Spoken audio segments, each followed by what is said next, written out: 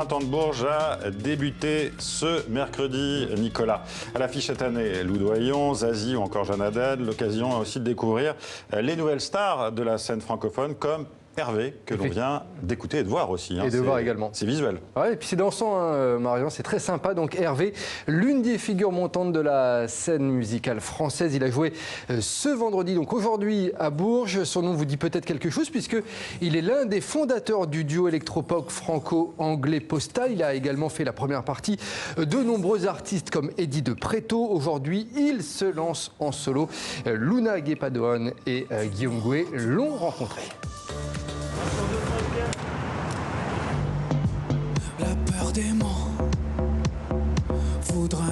Après avoir abandonné son rêve de devenir footballeur, Hervé se lance dans la musique en 2015 et crée Postal, un duo électropop franco-anglais. Aujourd'hui, il est prêt, il se lance en solo. En fait, j'ai beaucoup écrit en parallèle de Postal pendant les tournées. Je me suis mis à écrire des chansons en français, seul. Et c'est quelque chose que j'avais pas fait avant et c'est vraiment un besoin que j'ai eu pour ensuite me retrouver face à moi-même et écrire mes chansons et raconter un peu mon histoire. Surfant sur la vague électro de ses débuts, ce jeune touche-à-tout n'oublie pas pour autant son amour pour le rap et la variété française.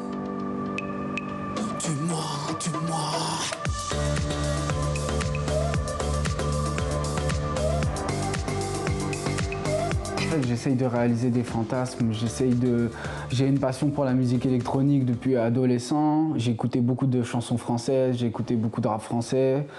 J'ai une passion pour les lyricistes, pour les gens qui ont un rapport aux mots et à la plume assez précis. Et j'ai toujours voulu que ces deux mondes se rencontrent.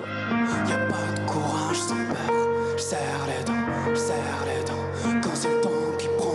Produit par le même label qu'Angèle, Clara Luciani ou encore Eddie de Pretto, Hervé se place lui aussi à l'épicentre d'une scène musicale française en pleine ébullition.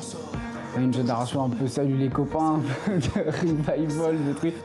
Aujourd'hui, il y a un retour à la chanson, c'est hybride, il y a des mondes qui se rencontrent. C'est assez cool aujourd'hui, en tout cas, d'avoir plein d'artistes de chansons qui se prennent la tête et qui montent, qui mixent des mondes et qui s'expriment, quoi.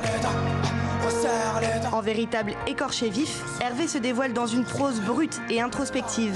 Mais à l'heure d'Internet, où tout est éphémère, le jeune homme garde les pieds sur terre. Pas question d'aller trop vite. Va bien non.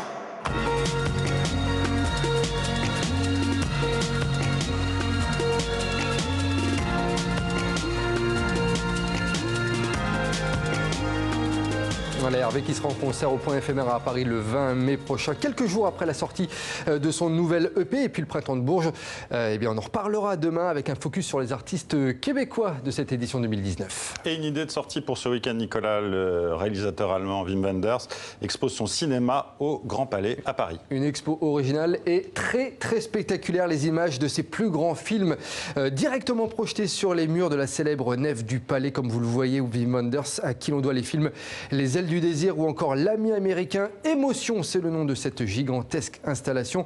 Une expérience immersive à découvrir gratuitement au Grand Palais, donc à Paris. Alors, va falloir se dépêcher, hein, puisque c'est jusqu'au 22 avril, lundi prochain, en quelque sorte. Et Nastasia Kinski dans Paris, Texas. Magnifique, évidemment. Hein. Ouais. Et puis pour finir, Nicolas, Emmanuel Macron qui a remis hier soir la Légion d'honneur à Michel Houellebecq lors d'une cérémonie à l'Élysée. On n'y aurait pas pensé. Hein. On n'y aurait pas pensé, puisque l'écrivain français figure effectivement dans la liste des promus du 1er janvier au grade de chevalier. Le chef de l'État a salué en lui un romantique dans un monde devenu matérialiste. On le voit là avec sa compagne Michel Houellebecq. Le romancier est l'un des auteurs français les plus traduits à l'étranger. Énorme succès notamment pour son dernier livre, Sérotonine.